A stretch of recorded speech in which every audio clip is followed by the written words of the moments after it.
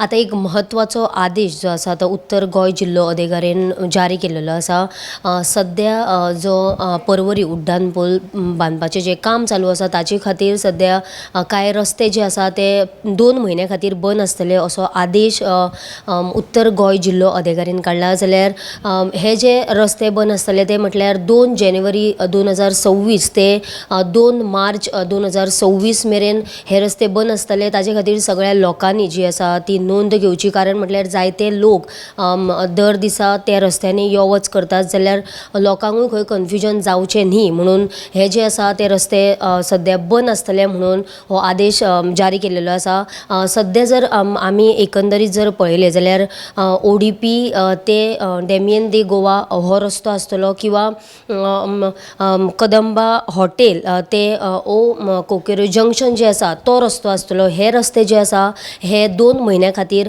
बंद आसतले असो आदेश जो आसा तो उत्तर गोंय जिल्लो अधिकाऱ्यान जारी केलेलो आसा। तुमी पळयत रावात गोमंतक TV।